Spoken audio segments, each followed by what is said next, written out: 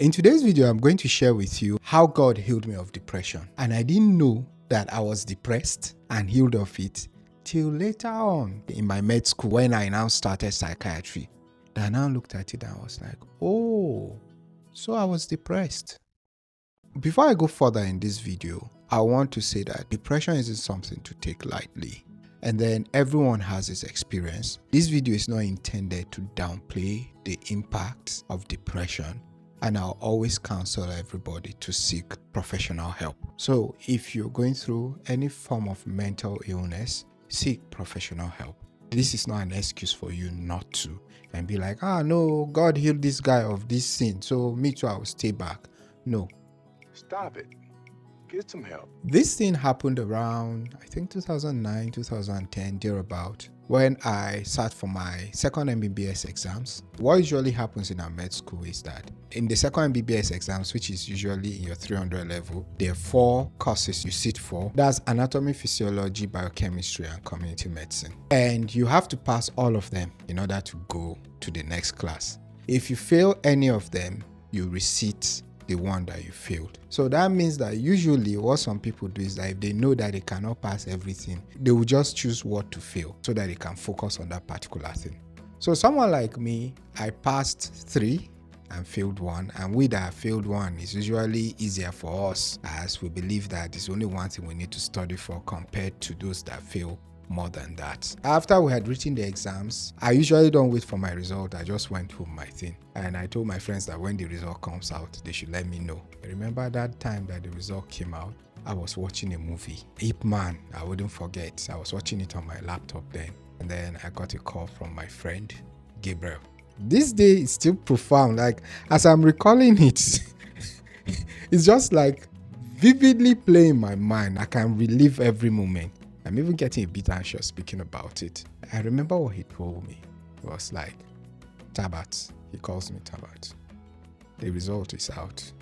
Many people pass, but unfortunately, you didn't make it. That was the receipt exams. And that means that if you fail the receipt exams, you're going to repeat that year.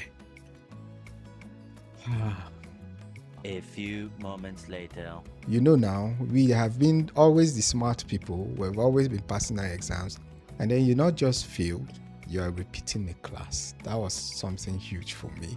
At that moment, everything just scattered for me. I felt that my life was worthless. I had disappointed myself, my family. Like, my dad had always supported me. Whatever I needed, I didn't even need to push for it. I just tell him and he provides it. I was one of the few people that had a laptop then. That laptops weren't popular. Like, I got one of the latest laptops then. He was just making sure that he provided everything for me.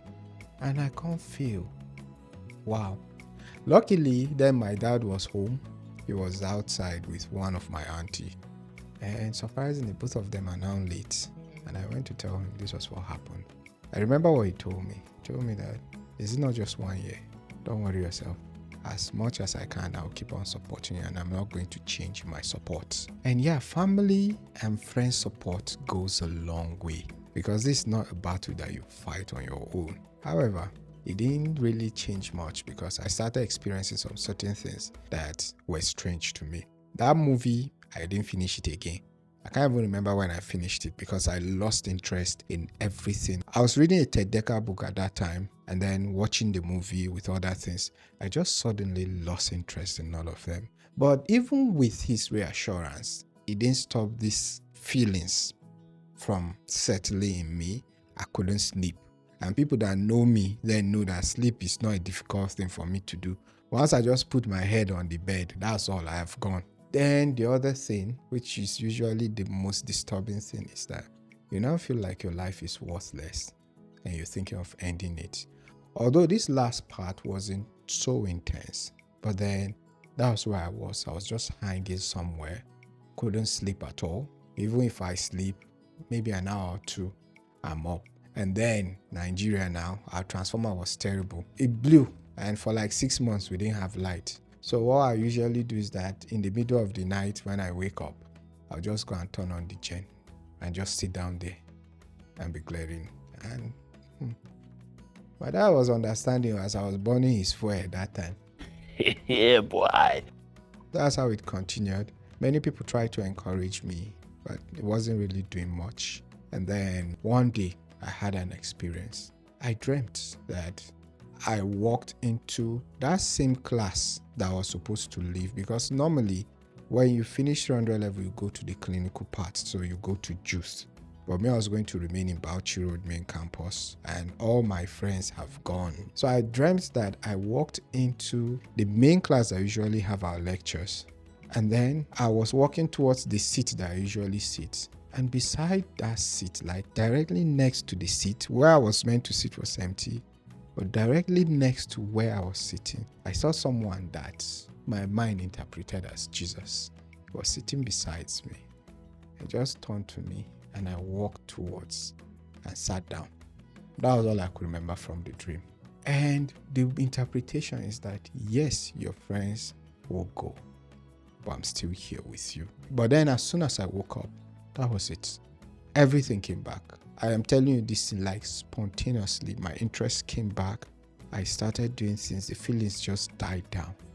I know, although I don't like my name Emmanuel Sha, it means God with us. And it was at those moments that my name started becoming a bit more likable to me. I realized that yes, my friends will go, but God is staying back with me in all these things. And that's how I recovered. Like, I didn't need to see any shrink. I didn't need to take any medication. I just recovered.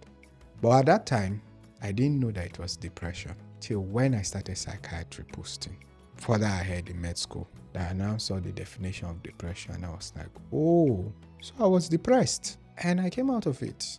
This is something that many people are battling with till date. And it's really sad.